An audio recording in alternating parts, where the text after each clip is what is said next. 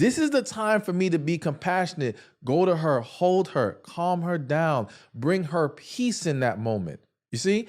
Because we need to balance each other out. Same thing on the flip side. If I'm all heated and I'm extra passionate, and then my woman now comes with that same energy, that's it. Now we're butting heads. This is her moment to say, no, let me now be the one to soften the moment up, bring that sweetness in there, and everybody calms down.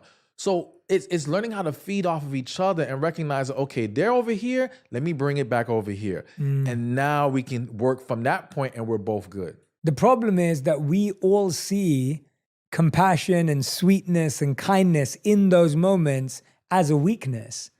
We don't want to be that person because we see that as losing. We see that as giving in. We see that as us losing our power and strength in a relationship if we become the comforter or if we become the carer, right? Like that's a perception. That is the perception, and we have to change that.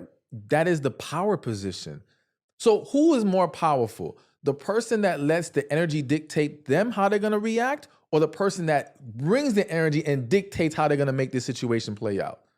So if I'm coming in to calm it down and being all sweet because I'm trying to bring peace here, I'm in the power position. I'm not losing anything. I'm going to gain more peace and happiness and harmony if I succeed in what I'm trying to do.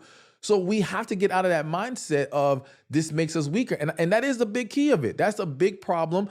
That for a lot of women who struggle with their feminine energy, that's a big issue where they feel that being feminine is weakness. It's what got them taken advantage of and got them hurt. But I always say it's not the feminine energy that's the problem. It's who you give it to. Do they respect it? Do they honor it? You know, and it's the same thing as a man. Does she respect your masculine? If she doesn't, then that might just be a sign you're with the wrong person. But don't stop being that guy, because the woman who's best for you is going to need that in those moments. But that's exactly what it is that when people have been their best selves for the wrong person, that person brings out the worst in them. Yes. Right? Like when someone's been their best, loving, kindest self, but someone took advantage of it, that person now thinks next time I've got to be aggressive, I've got to be, powerful, I've got to be strong in this way. And I feel like that's kind of what most people are dealing with. We know that is that you're just dealing with a wounded version of someone, yes, not a healed version of someone. But I think people struggle to trust again and again, especially when they see the same patterns in the person they're with. And I guess the question is, why do we keep making the same mistakes? Because I feel like a lot of us keep dating the same people. Yeah. And there's a part of us that also just keeps closing off or being more wounded. It's almost like if you cut yourself, you now walk around with your hand over that cut because you don't want to get cut again. Mm-hmm. And then if you lead it off and it gets cut even deeper, now you're even more conscious of that. And so I find that people are doing that where they're closing their heart more and more because it's been so misused and abused. And I understand that. I understand people don't want to be abused and misused, but I guess the question is, how do people find people that they know respect them so that they can be their best version or be a better version of themselves? So, you can't drive out darkness with more darkness. You can't expose someone who's going to hurt you by being someone who's closed off and holding back yourself. It's kind of what we were just talking about. We have to look at being vulnerable, loving, and open as not just, well, I'm setting myself up to be hurt. No, it's how you expose people faster. If I come with that energy and you cannot respect it, match it, then I know you don't belong here. But if I hold back, I give you a free pass to hold back. So now we have two individuals who are hiding behind their walls because it's comfortable there, but you can't really see what do we really have in front of us. Those walls are blinding you and you can't properly evaluate the situation.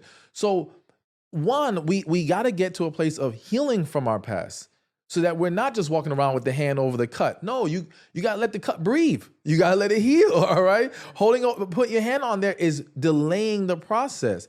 And like you said, all that's going to happen is when you finally take your hand off, but you're taking it off with the wrong person and you haven't learned. See, what I want people to realize is your actions weren't the problem, meaning you being loving, sweet, kind, compassionate wasn't the problem. It was the person. Separate those two things so that you don't stop doing the good things. Now, granted, are there levels to this to where we have to learn, again, if I'm thinking about a man, if you got so deeply emotional to where you kind of lost your masculine energy and you became very needy, okay, you can say, all right, I need to continue to be loving, but I know I have to learn how to draw a line. I have to learn how not to cross that moment. And again, you only crossed it because you were unhealthy to begin with. You only crossed it because you were afraid to begin with. Once you get to that place where you're healthy and confident, you won't find yourself crossing that line anymore. Yeah. You won't tolerate certain things anymore.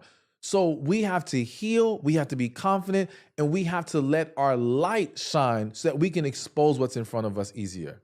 That's a brilliant answer. I love the differentiation between how sharing your light is not the problem, the person's the problem, because we start to doubt whether being a good person, a loving person is actually what wins in the world. Yeah. And the truth is that it does win, but it has to win with someone who can receive it and Absolutely. hold that space with you and share that space with you.